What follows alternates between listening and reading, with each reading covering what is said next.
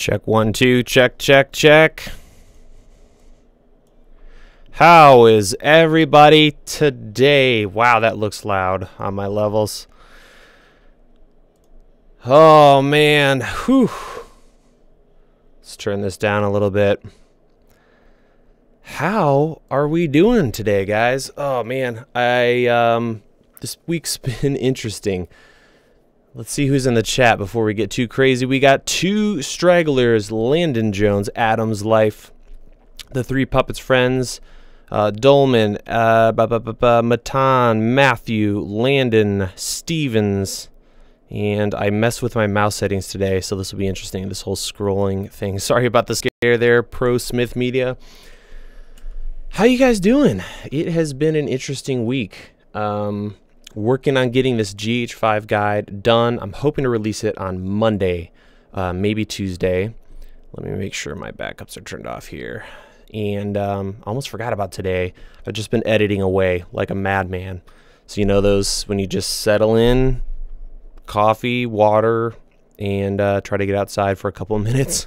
Some of those. So today is a completely open show. I have been meaning to get something planned for you guys, but once this guide is done, we'll get back to the normal videos. We'll get some more interesting live streams going on. So that'll be good. That'll be good. Is there anything new going on? I have not checked the socials much at all today. Yeah, Q&A, we can totally do that. We got some greetings from Russia. Awesome. Oop. Okay, we're gonna have to figure this out. Yeah, I changed my mouse settings, which was a terrible idea. I used some different software, so now everything's all jacked up. Let's look. What do you do when you have a big project in mind but no money to do that? Wait for sponsors, money, or what from Ding Dong? You talking about YouTube or just production business stuff in life? Let's see. Yeah, so hit me with questions, guys, or a topic. We can talk about really anything. Where website will the GH5 guide be released? I'll be announcing it here on YouTube, so I'll do a video and you'll find links there. Otherwise, if you go to academy.dslrvideoshooter.com, that's where all of the guides reside, and it'll also show up there. And I'll probably do a coupon for you guys here on YouTube, so stay tuned for that. Let's talk about film school, Adam's Life says. Yeah, so film school, I don't know what it's like these days, but I decided not to go to film school and just start, you know, getting my feet wet in any way that I could with video production in my area. But things might be different now. I don't know. It's kind of interesting. I feel like if you're going to, you know, move to Los Angeles and do the whole thing, film school is probably still a good idea. But that's a lot of money. It's a lot of money that you could be using for other stuff. GH5S, thoughts? I don't know. Has anything been more solidified with that? I know it was kind of going back and forth as to whether or not it was legit or if it was going to be like a real thing. If it's real, I'm down. I'm really excited to see what they do with that. And like I talked about in a previous live stream, I'm excited to see what people do or manufacturers do in those in that space. So you've got your high-end cinema cameras, you got your entry-level / hybrid cameras in the GH5 as well. And I'd love to see something real professional kind of in between. That would be a lot of fun.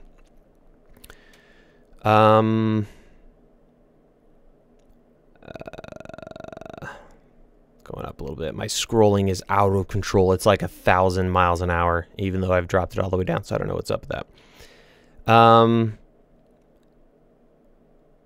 Yeah, so that's up. What's up with the GH5S? Best color for basement studio walls and ceiling. That is a really good question. I've done several different things. If you're talking about a filming space, I think one of the better ones would be something neutral, obviously. So don't do any kind of color and be really selective with what kind of whites, grays, and blacks you use. because it might look gray, but it's actually kind of brown or kind of green. The safe bet is just the purest white you can get, or black, although black spaces are kind of gnarly. What I usually go for is a gray, so in this room it's gray, and then I can flag stuff off, add white backdrops. Ceiling wise, I know it's kind of ugly, but black is always good as well, so you don't have stray light bouncing off of things. Or do whatever color you want and just make some like soundboards or cheap, you know, 1-inch insulation board that you can paint black and with 4 screws attach that or something like that.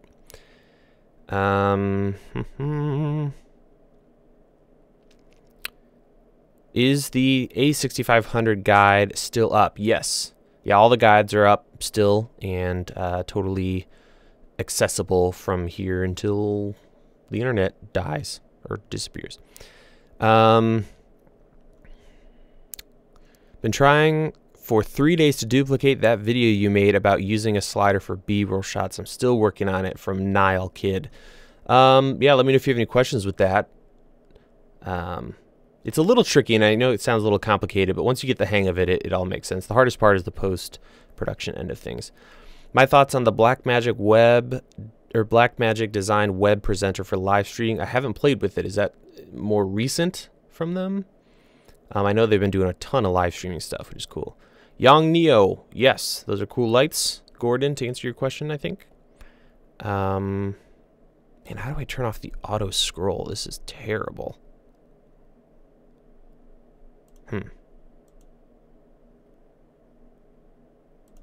Okay.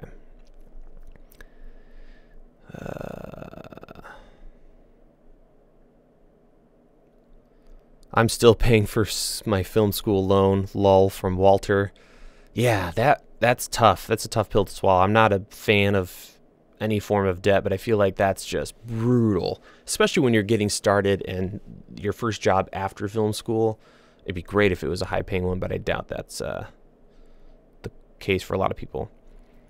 What do you charge for commercials? I worked with directors and producers, so they were usually the ones who dealt with kind of the client financial stuff for their production company. If you're talking about an entire package, or if you're a shooter, those are two obviously very different things. I did a guide with my good friend Corbin Tyson. We talked about a lot of pricing stuff. You need to sit down and figure out what it's going to cost you, and then what you want to make income-wise or net afterward. And that's really how you should be approaching it. So you can't just put a number on there, because that, you know, you could have 10 crew members, 2 crew members, and it's going to change per project. So, or percentages. So you could think of it like, all right, the sweet spot for us is, I don't know, 40% revenue or something like that. So you figure out, you know, I need to make X amount on this project, and then you know, multiply up with what it's going to cost. Where can we see some of your professional work? Excuse me, from M. England. Well, the YouTube channel here is what I do full time now. Previous to that, again, I was a shooter, so I had some work on an old production site. I'll have to look some of it up, see if I could still find some of that. Otherwise, most of it was for other production companies. So I didn't have, like, you know, buy my video production services at calebpike.com or anything like that. I was hired as a shooter editor for those guys. So, you know, a lot of that stuff is out in the world. And I can't really show it necessarily on my website due to all that stuff. So yeah, but here on the YouTube channel, this is my most recent stuff for the last several years. Let's see. Will it be worth picking up a G7 in 2018? I think so, and I think the sales of that camera are going to keep doing great, because a lot of people are starting to transition into you know, 4K. There's still a lot of shooters. I should do a poll again recently. I haven't done one in a while. A lot of people still doing HD, so that camera is going to still be a great kind of gateway to 4K. And yeah, I totally think it's worth it. And if there's more deals and the price drops, I'll probably pick up another one or two.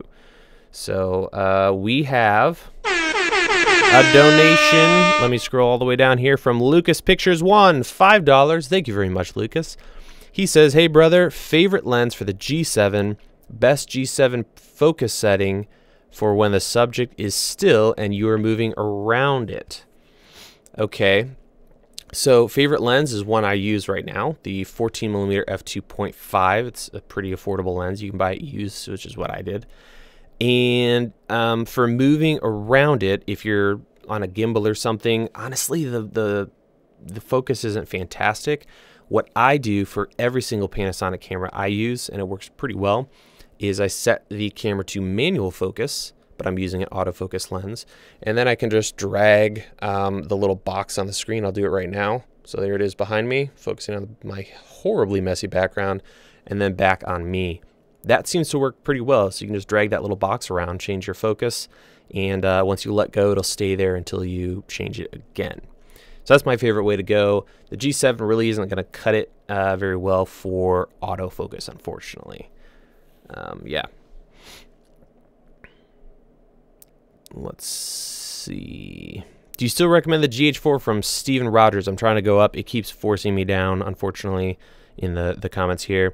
No, I don't, unless you're going to get a good deal used and you need all the features that it has that the G7 and G85 don't.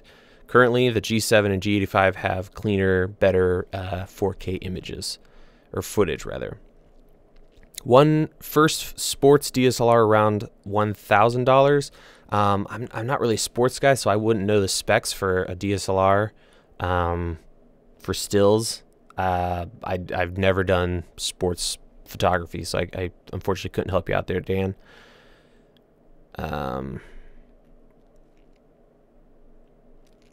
Have I considered doing, or will at some point do, videos on using your phone for videos from Ken? Yeah, I'd be open to that. I have Filmic Pro, and it's pretty amazing what you can do with these phones these days. I just feel like that's pretty saturated right now, and a lot of people are covering that very well. Thoughts on the GH5S? If it's real, I'll go for it. I'll be all about that thing. Have you ever worked with a stand-up desk? Yes, this desk I'm using right now is a sit stand, so I can do this. Oh, I don't want to hit the camera. You can see my microphone is moving. It's from IKEA. It's like $400, well, between $300 and $500. I know it's a big range, but I can't remember exactly how much. And I like it a lot. I just need some kind of pad to stand on because my back gets kind of wrecked on this concrete floor. But yeah, they're cool. I like them a lot.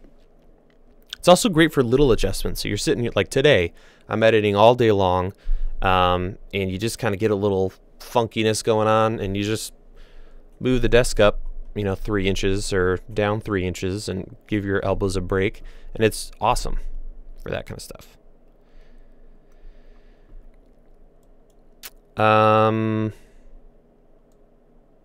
Recommend a fill light for filming an interview on a hot sunny day when the interviewee is in the shade and you don't want the background blown out.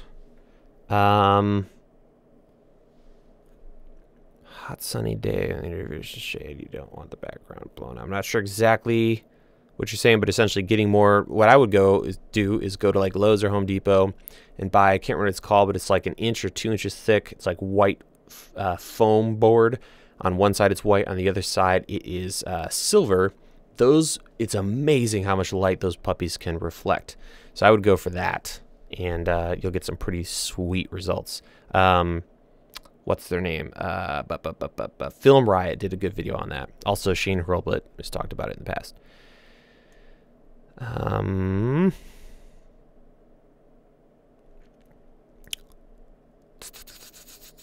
Wow, you guys are going to town. How will you use an LED light and microphone at the same time for outside vlogging? From Julian. You're not going to get great light with the vlogging setup, just because I like big sources that look nice in the eyes and wrap around the face. But have the light off to one side, and microphone, get it as close to your mouth as possible. What I would recommend, just this will get you real far, is take your little vlogging microphone, and don't just put it on the camera, but put it on a little ball head so you can kind of tilt it down and aim for right in here. That'll immediately help you out. I like all your videos the best. Thank you. Thank you, Lopez. That means a lot. Is making a production company in a small, mid-sized market possible? Yeah, I think with the right pricing, business model, quality, there's always a way to work something in there. All right, we're gonna jump down. Looks like we're missing some stuff down here at the bottom, and we got another donation from Visual Candy. $10. Thank you very much, Australian. He asks, should I sell my Canon glass and switch to Sony glass? That is a really good question. I would answer that with another question, and that being, what kind of lenses do you have? So if you have a whole set of Canon L lenses and you like them a lot, I'd probably hang on to those, because every time you sell and buy something else, you're slowly cutting down on, you know, that opportunity cost. And if you're not going to be committed to Sony for the next 5 to 10 years, it might be a good idea to hang on to those Canon lenses, because the Canon glass, it's one of the most popular mounts, so you'll be able to put that on Sony, Red if you ever move up to a Red cinema camera, Blackmagic, Panasonic. It's just going to work with everything. So if you only have a couple lenses here and there, then yes. Another thing you could do is just pick up one Sony lens to complement the whole package. I don't know what Sony you're going for, but that 18-105 if you're on a crop sensor or an A7R2 or 3 would be a pretty affordable, safe move to get a nice Sony lens, but keep all your Canon glass. Thank you for the donation, sir or lady. Appreciate it. I have to say I liked your hair better when it was longer. Sorry, buddy. Bloodshot. It was, you weren't gonna like it going forward because it's not sticking with me. So we gotta do the short dealio. All right. How can you?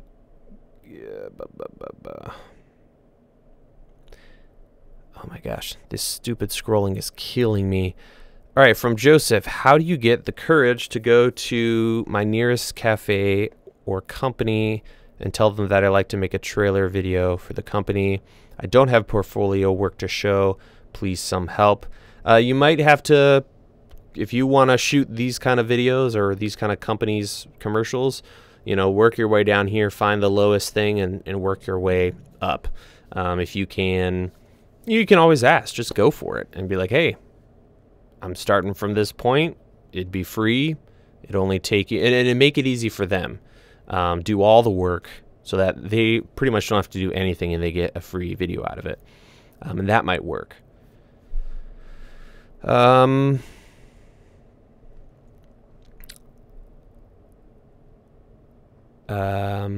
ABC, oh my gosh, this scrolling, man, it's gonna be the enemy. Caleb, can you recommend to me a camera with a similar size to the Canon EOS M3 and similar price, but with 180 60 frames per second? Check out some Sony cameras. There's a lot with with HD at 60 frames per second. I would probably do that. Greetings from Belgium. Thank you all for all the tips. Thank you, Sammy. Can you do another What's in My Bag? Yeah, I should get back to the bag series, which I abruptly stopped forever ago. Yeah, it's a good idea. Or I've been thinking about doing it with some other filmmakers. That could be some fun too, because I know a lot of people who do some really clever gear packing stuff. Do you have experience with music videos? Tips? Yeah, I've shot 3 or 4 music videos. They're a lot of fun because in a way they're easy, especially if you have a solid track that you can work off of. The main thing I would recommend is coverage. So just come up, I mean, the simplest way to break it down is you get the shot, you get the coverage of the performance, and then you just get different angles, go through the song all the way through, and have some fun with it. But that's crucial, is to figure out ahead of time how you're going to time it and make sure that the performers or the band is able to hear and play to the actual track that will be in the music video. And if you can get that down, your life will be so much easier. And if you don't get that right, you're going to spend days and days working with camera angles and trying to line everything up correctly.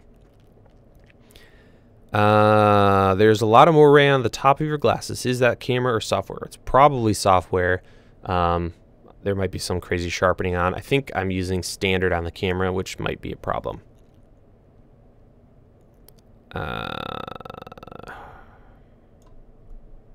Do you think 1080p is suitable for a feature? Debating between A6300 and A6500 versus $1,000.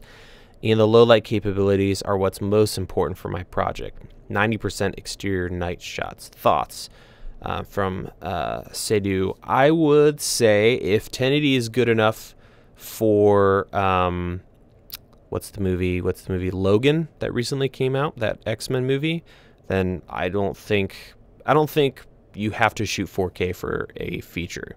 Definitely not. There's tons of good HD cameras that were making some great movies. So I wouldn't feel bad about that at all, especially if it's, you know, an earlier feature that you're working on. Now for the actual camera, yeah, the A6000 is pretty legit at low light. I don't know if there's how much of a difference there is between that and the A63. So, I mean, if it means $500 more toward location scouting or talent, then absolutely go for it.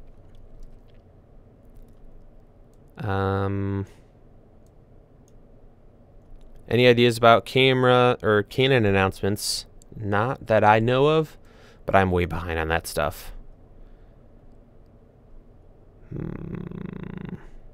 When are you coming out with your GH5 guide? Hopefully Monday or Tuesday. It's going to happen one of those 2 days, for sure. Any tips on reducing judder when panning? How fast to pan without stuttery playback? That's going to depend on which camera you're using and your post-production workflow. I always go as slow as possible. You can always speed it up. You can't really slow things back down. So yeah, as slow as you can without it looking bumpy.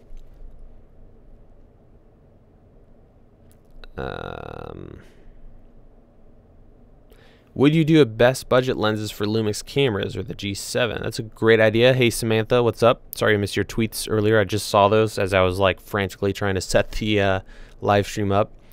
Yeah, if you want specific, yeah, I should do a video on that. That's a good idea. Used is always smart, and then primes. You can save a lot of money and get some nice little primes like this 14mm 2.5. Good question. Can you give me some LED light recommendations in the $200 to $500 range? Let's see. Okay, so a good one is these flex mats. I've talked about them in the past. There's one, let me pull it up here. I'm going to show you guys a couple lights that I've been recently looking at, and let me know. I'm thinking about doing another like big light showdown where I go and find a bunch of lights in a certain price range. And I've been recently seeing some new kids on the block in the lighting game, and I want to see what they're like. And there's some really interesting ones. So let me pull up some of them. I'm just pulling up a list of them here. And some of them look really legit when it comes to the specs. Dude, the scrolling is making me crazy. There's one more I want to get. Here it is. Okay. I'm going to start dropping links. Prepare your mind. There's the first light. I just dropped it in the chat. I'll pull it up in Chrome. OBS, where are you? There you are. So we're going to Chrome. Boom. Here's the first one. And let me make sure that's pulling up for you guys. Good. Great. Okay. So newer, it's a bicolor light. 200 watts. Okay. That's a lot of wattage. Let's scroll down here and look at the specs. That's almost the first thing I look at when I'm checking lights out. So I look for the wattage because that's not necessarily an accurate way to see how bright it is, but if you're looking at a $500 light and it's only 50 watts, then you're crazy to buy that. That's silly. But this one says 140 max power 200, so it's between 140 and 200 watts. CRI is 95, and that's pretty sweet. So I think this light would be pretty banging. You can do V mount. It's by color. So yeah, I want to check that one out. And there's a couple other ones. You said you're looking at $500 for your max. Let's go here. Here's another light. Then we're gonna go back over here. Huh? Is it working? Oh yeah, that should work. Okay. Here's another one. This is just under $500 or 440 bucks. Big ol' honkin' panel here. And this one has 200 watts as well. So that's going to be a really, really bright light. And they make smaller ones too. This company, Idobol. This is their big one, but they also have some smaller ones here. So for $270, you could get a 140 watt. And they also have a 42 watt. So that looks really nice. There's some, and I have never seen these before until I saw them start to creep up on Amazon more recently. So yeah, those would be some good places. I don't know exactly what type of light you're looking for, but there's some great stuff. Stop doing videos. You're costing me too much money from the basic pilot. I'm sorry. I'm so sorry. I can't stop. Especially the light videos. Lighting is so exciting for me, and I hope that people eventually come around to being really stoked about lighting. I mean, just looking at this chat, and no offense to anybody at all, but camera videos, camera stuff is always sexy, and everyone wants to, you know, be all about the camera thing. But I would easily take a, you know, HD camera over 4K if it meant I could have better lighting. Lighting is going to be the #1 thing that separates you from everyone else when it comes to your film, music video, your YouTube channel. There's a bunch of guys shooting really crappy videos that are in 4K. But man, if you can get your lighting going on, that's where it's at. And it's a great time to be into lighting. Like we've got this ridiculous technology, and it's all a joke when it comes to cost. It's incredible. So it's fun stuff. All right. Would you ever use lights when filming outside during the day from Beauty Bar? It depends on the conditions outdoors. I feel like using the sun is pretty fantastic. I'd almost prefer to shape that as opposed to bring in additional light. But with the output we're getting these days with LEDs, it's totally possible to grab some light. If anything, maybe you could use it for a little bit of eye light or just a little bit of fill or something like that. But the sun is the sun, man. It's good stuff. So I'd probably just go with that.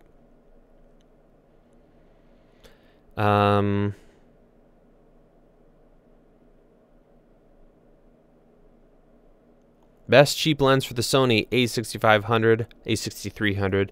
The kit lens will get you started. I really like, depending on what you mean by, best, I'm sorry, I read that wrong, from MGM Tools, best and sharp lenses. If you're okay with just sticking with Sony, I really like that 18-105. That thing just lives on my a6500. Yeah. Otherwise, Nikon primes are really fast or really sharp, and the Olympus OM 50mm 1.8 is legit. Okay, first lights someone should buy for in-home videos that are color accurate, possibly AC powered. From Gabriel. First lights. Depends on your budget, but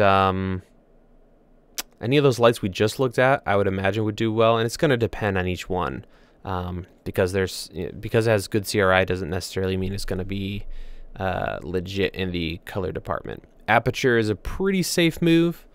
You might just have to buy a couple gels to make slight corrections to match daylight, because daylight can change, right? We can get warmer and cooler with that. So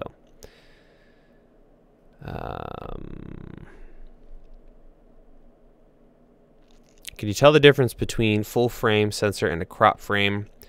Can I tell you the difference, or can I actually see the difference?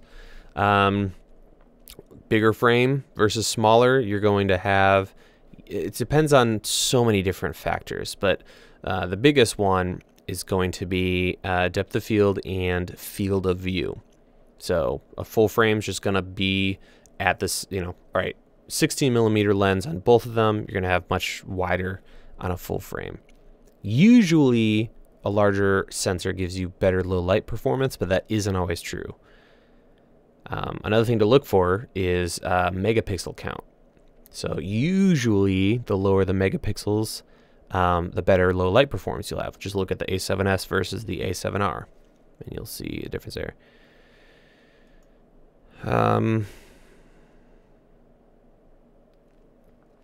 Chen asked about the $500 lighting kit video I did. Hang in there, because I'm going to be updating that with some new stuff. So I need to get to that soon. Short answer, I would just get these Falcon Eye mats. Get a bunch of the 18T, 18Ts, and that'll be pretty banging. All right, I'm trying to catch up, guys. Is that the Falcon Eye's LED in the back? Yes, that's the round one, right over there.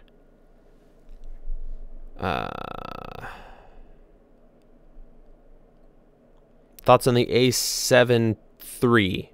If you're talking about the A7R3, looks solid.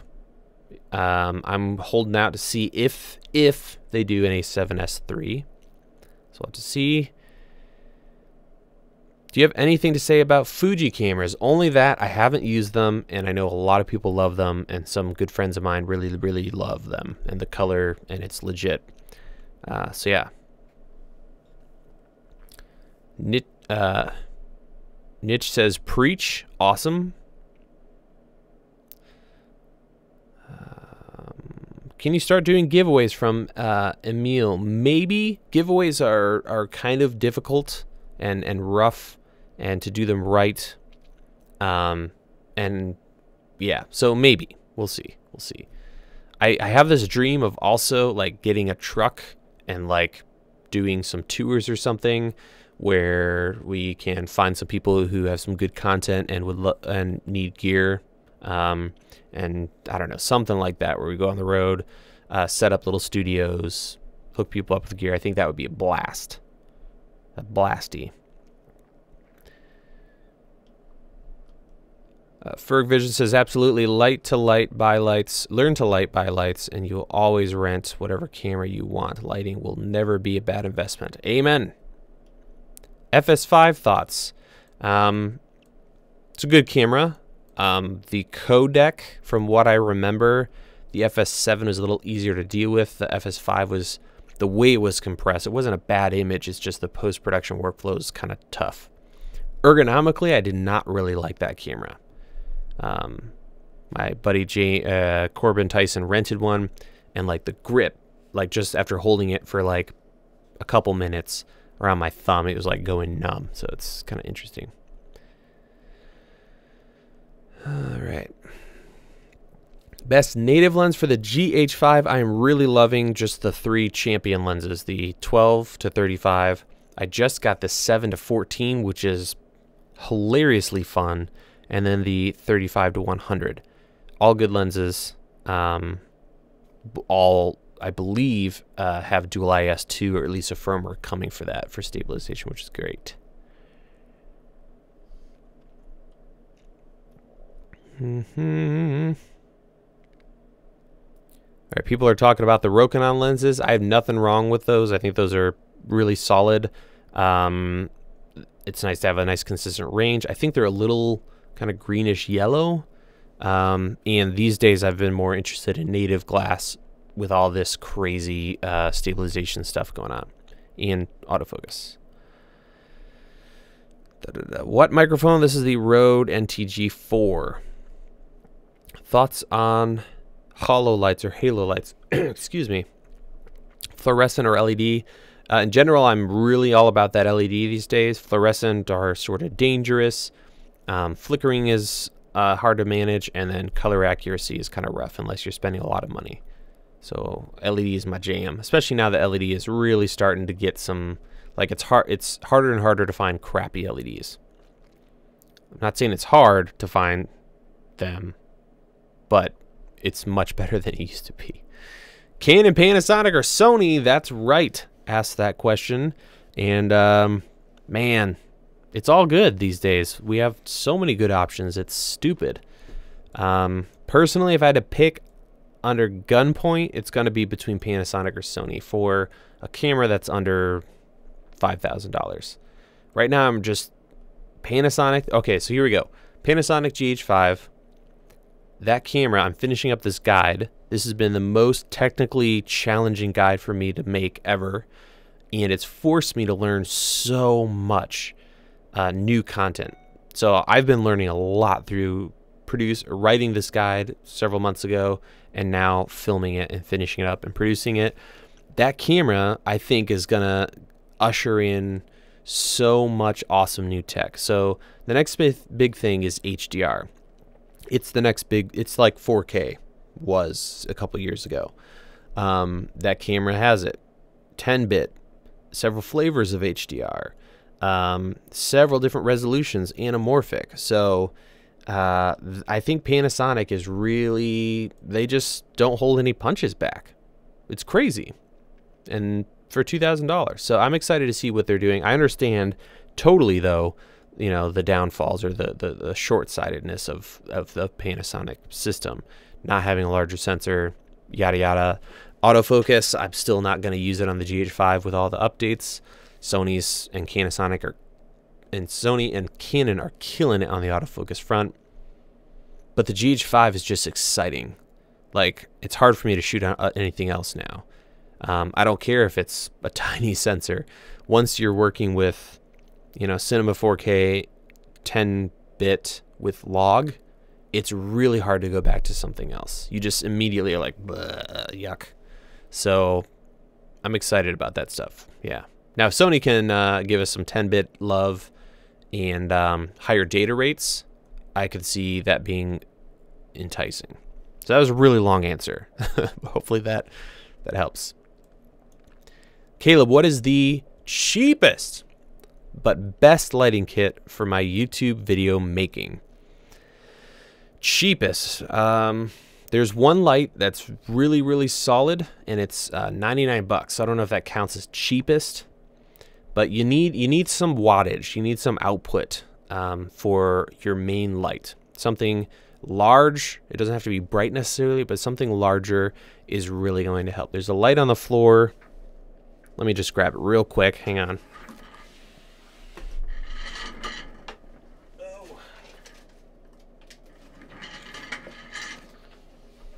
So this light is probably what I would recommend starting with. This is $100 on Amazon. I'll hunt it down for you right now, and we'll get a link going on. Wattage, it's close to 50 watts, so it's pretty banging on the output. And let's see, shoot, what's it called? LED. It's flexible. It's kind of like a knockoff flex light, Westcott flex light. And typing with one hand. There it is. Copy. Come on, let's go. Safari. And paste. There it is in the chat. Flexible lights, really bright, and this is probably what I would start with. You could position it just like I have my current light just above wherever you're filming. You could put it off to one side slightly and put something white on this side of you, and you could get some pretty great video lighting off of something like this. Or back it up, shoot it through a silk. Lots of options there. I gotta figure out where I put this. Hang on. And that would be a great budget way to get started. From there, you could build up that kit. They also have a larger version. That's the 3030. The larger one is the 3060. Yeah. And here is the larger version. And that would that's got some banging light. It's $160, but it's significantly larger. All right.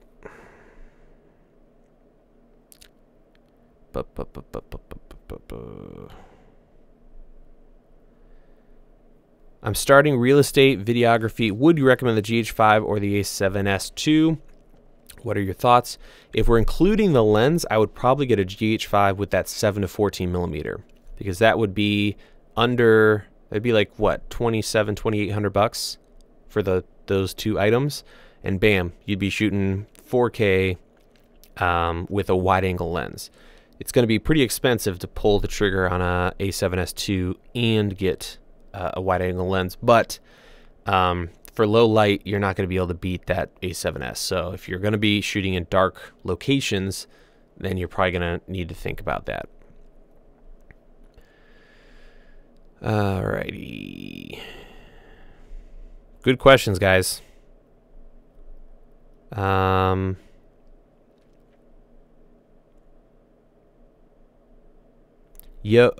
Kale, what did you make the most money from starting up? From when starting up? Not sure I fully understand your question. When I started this channel, I was making nothing, so it took a while to build up until it was, sustainable, and that was when I was, single with low bills. Yeah.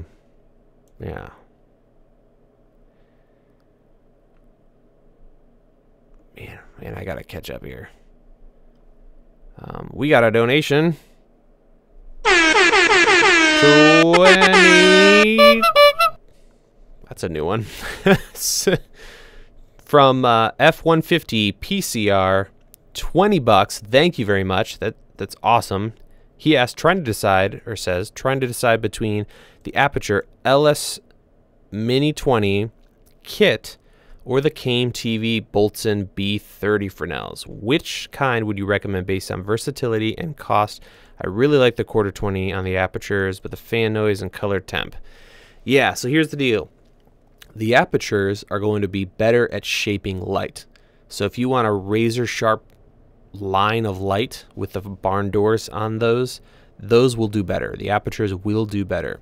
They have a tighter spot and a wider beam. So when it comes to shaping, going like blasting a background fully or really narrow and cutting light, those are the best. But output wise, you're going to get more from the Boltzmanns, and color wise as well, because the Apertures have that weird 7500 kelvins. You'll have to gel them and do some stuff to get them down to daylight. When it comes to the quarter 20 on the Boltzmanns, just take the yoke off and you'll have a quarter 20 on the top and bottom. So that yoke that holds the light, you just take that off and you can throw a ball mount on it. They are a little heavier though.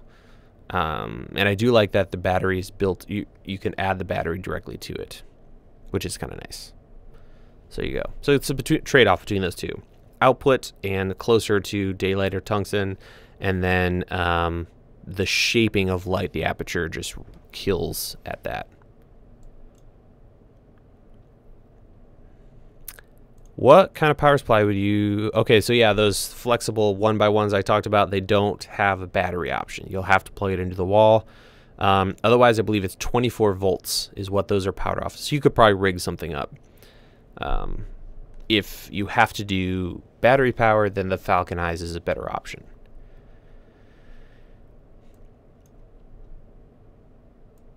Okay, so Tech Savvy Daddy says Lumix sounds good. Only issue, invested in Canon glass and really like the Canon color.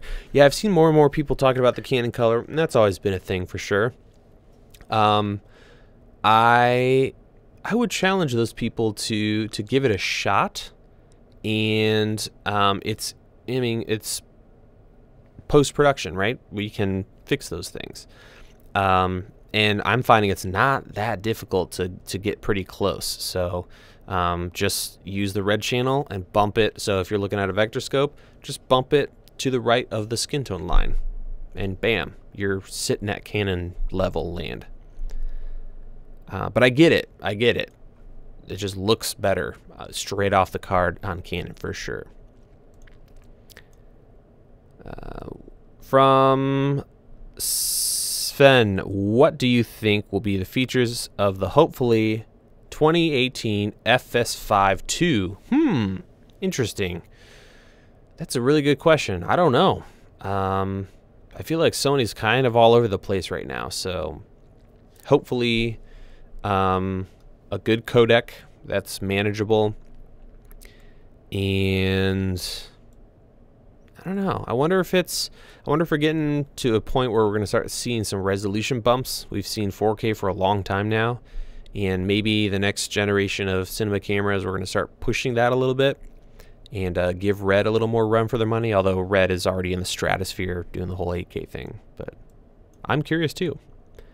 Do you still have a Canon DSLR? Yes, I actually have a T3i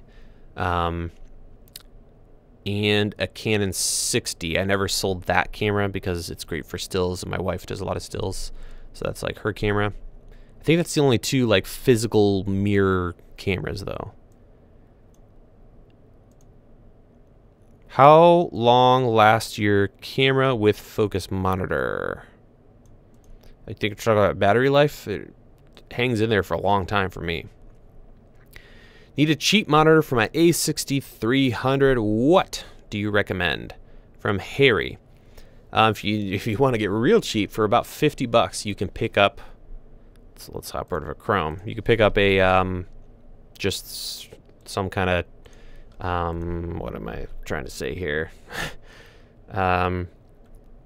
Car cam monitor. Around $50, I think. Camera monitor. Yeah, around $50 you can pick up something if you just need to see framing, right? Oh wow. So there's some cheaper stuff even. All you want to do is make sure it has HDMI and you're done. I did a video on it recently, or not recently, I guess it's been a little while. Here we go. So this is a little more expensive, but you get the idea. HDMI monitor, super duper cheap if all you care about is framing. Otherwise, Viltrox monitor, so these are pretty affordable. Yeah, $100 for a 5-inch. The 7-inch isn't terrible either, $125. Those would be a good place. I have done a video on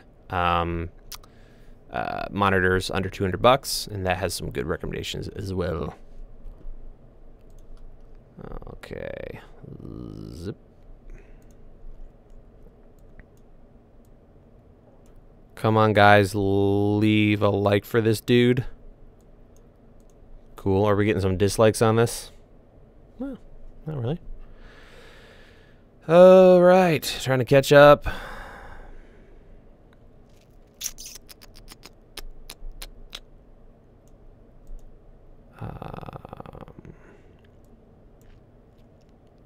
So I just purchased, this is from Steven. I just purchased the 520 SW520SS and Yongnuo YN360. What other lights would you recommend? Now that high output lights are becoming more affordable, I think everyone should try to own a really bright light. Just going crazy with, I would say 100 watts is a nice starter for a really bright light. And I would try to pick one of those up. Hey dude, please do a review on boom poles and stands. Everything I find online is poorly made. You talk about for microphones, lights, or everything? Because the best is like just a boom pole with a boom pole holder or a fishing handle holder and a C-stand. That's pretty banging.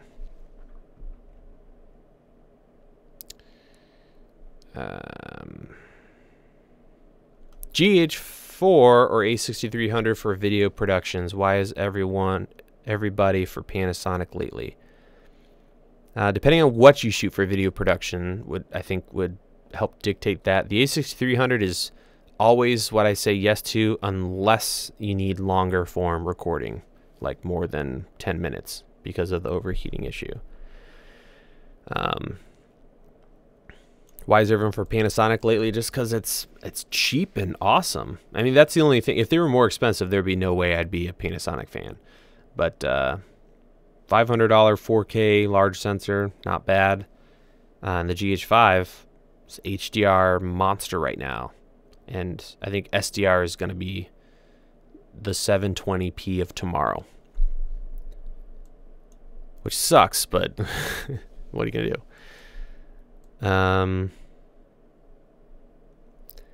Patrick says, would you say utilizing EQs, noise removal, etc. is more important than having an expensive microphone? I think more important than an expensive microphone or utilizing post-production stuff for sound is position of your microphone. I know that's not your question, but getting the microphone as close, keep your friends close and your microphones closer, and that's going to do wonders. Otherwise, there's some great cheap microphones. I mean, I've been meaning to do a video on my setup I'm using currently out in the studio, which is the Aperture Deity shotgun microphone, which is a budget good microphone. It's not a super expensive microphone. And then the Mix Pre 3, which is a $650 recorder preamp. And I wanted to pit it against like a Rode Video Micro or that new microphone that I found that's really awesome and actually louder, and pit this against that setup with just an extension cable. So $40 setup versus whatever that would be, $1,000-ish setup, and show that depending on the environment you're in, you can do some pretty dope stuff.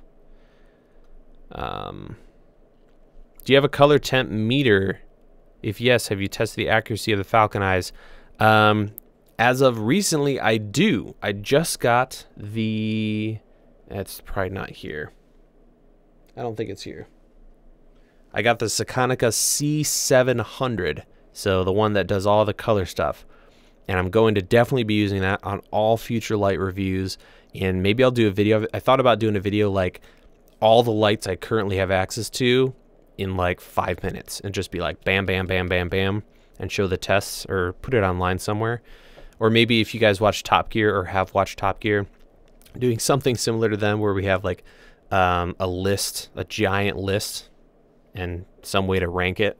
That would be kind of fun to do for like lights, cameras, microphones, things like that.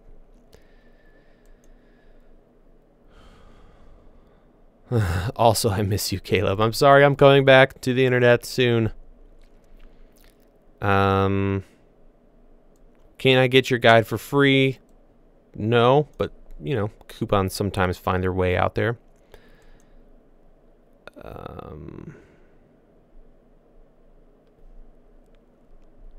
Do you purchase most of the gear in your studio sponsored or rental? How do you have enough money? I should figure out the ratio. So here's what happens. Some of it or a lot of it I buy. And when it comes to cameras and lenses, I always buy, or cameras, I should say. And lenses, actually. Yeah, I always buy. A particular large brand recently contacted me asking to send some stuff, and I turned them down because the thing with, first of all, cameras are so volatile, right? You know, we talk about lighting and some people have some feelings about which brand is best. When it comes to cameras, people just start cutting each other's throats. So that's one reason. The other is I just never want to be in the pocket of a company. So it's kind of awkward if, you know, Canon's sending you stuff, or Nikon or Panasonic or Sony sending you stuff, and then you want to try something else. So when it comes to cameras, I always buy. And then there's a ratio. Some gear is sent to me for short term, and I send it back. Some gear is like kind of like sort of permanent loan. And then the rest I buy. So there is a ratio there. And there are people out there who are like, well, I could make good videos if I had all the gear you had. And I stole this comeback from another YouTuber I can't recall right now, but what you say is like, oh, you know, they're like, how do you get all this stuff for free? And the answer is, it's easy. You work for nothing for like 3 years, busting your butt to make videos and slowly build a brand, and then all these things just happen, and it's great. So yeah, it's a combination. And I also, depending on the time of year for tax purposes, I'll wait until, like, right now is a great time to buy gear to lower your taxable income. And if you're not doing that, you should probably pick up or get a bookkeeper. That's your tip for the day. Too bad they're sold out on Amazon. I need to read up here. Oh gosh. Is the Panasonic 14 to 60 good for vlogging? Are you talking about the 12 to 60? In which case, yes. I love that lens. Great, great lens. Also, pro tip, if you want to make some extra cash, if you buy a G85, it comes with the 12 to 60 at almost no additional cost. But that lens is like $500 new. So if you bought a G85 and sold the lens, you would get that camera, the G85, for like around $500-600, I believe. I think around $600. So,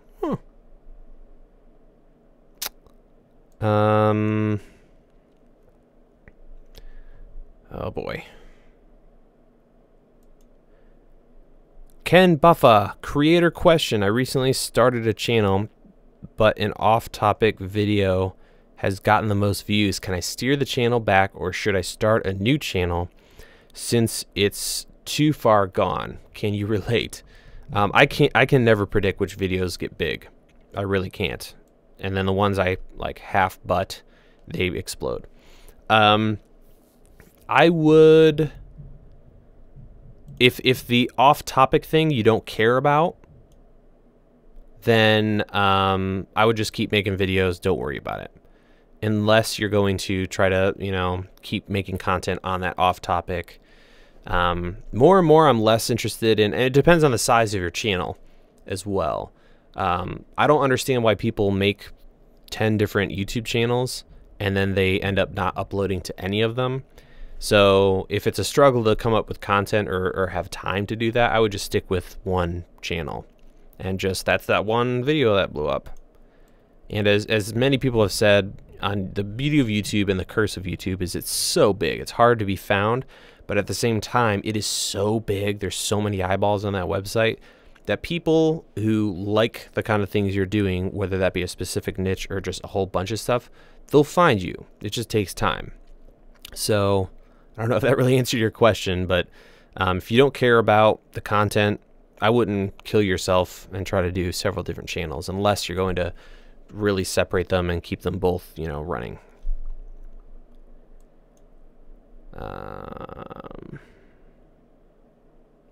Is it worth getting an old cinema camera, 5+ years old, for the price cut? For example, a used C300 around $3K, whereas it was $10K a year ago. Yeah, getting used cameras are, I mean, if I weren't running this channel, I would be rocking some old gear for sure for my day-to-day. There's some banging stuff out there. Like, I think you could probably get, isn't the C300 give you, Mark I give you 4K on an output, like an HDMI or SDI, or is that only the C500? I can't remember. But yeah, you could do some really wicked stuff with some old gear. So I'm all about it. Your thoughts on the rumored GH5S? That's the question of the evening and week, and I'm getting one if it's real, and I'm really curious to see what that space looks like. I've been wanting to buy a camera, but only have $100 or $200. What should I do? EOS M, Canon EOS M, the original one. You should also be able to get a Sony a5000 if you look hard enough. And check it out. I really like this camera. It's a lot of fun. The Samsung NX2000 or the NX3000. It doesn't shoot at 16:9, which is what you're watching me on. Let me find my word. It shoots at a CinemaScope aspect ratio, which is kind of fun. So that's a cool camera. I like it. Can you turn that Falconized disc on in the back? Is it bicolor? Yes, it is. 1 second.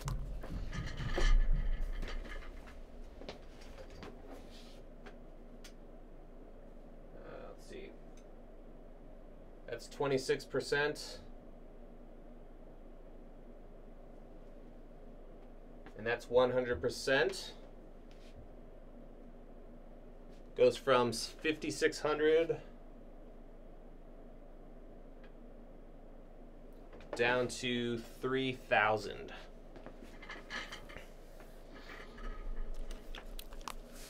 So yeah, I don't know if you heard that, but 5,600 to 3,000. That looks really nice, actually. That's really, I like that. Kind of a golden warm backlight. I just need to get a hazer up in here. That'd be pretty awesome. C300 Mark 1 only does 1080p. Okay. Awesome. Thanks for that, Alex.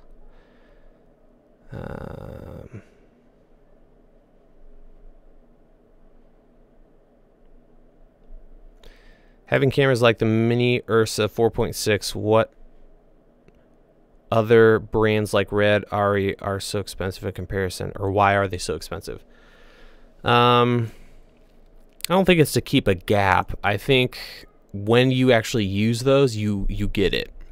So like a Red camera seems stupidly expensive, but when you use them and you see what they're capable of and the whole production workflow. So it seems like I'm a little out of sync here. From start to finish, it starts to make sense. Same with Ari. There's something about, or Ari, why did I say that? There's something about those cameras and the history behind them, and it makes sense. And you know, the Blackmagic, I haven't used it a lot personally, but from what I've heard and read and seen,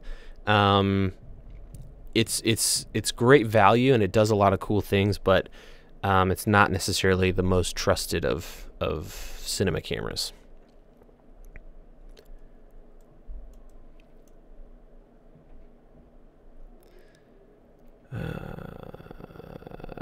Okay, we'll do a couple more questions here. I'm going to try to make sure we didn't miss or catch up down here. When will Canon come out with a budget 4K camera? From Mike. Man, I have no idea. When 5K or 6K or 8K is mainstream, then they'll have a 4K DSLR. I feel like if they're gonna do it, it's gonna be in the next 2 years. I would hope.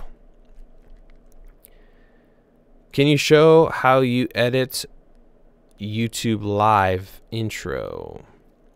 My intro? Or the intro, how I made the intro for the live show? Would you prefer renting a Red? Yeah. Yeah, absolutely, unless I was shooting like every single day.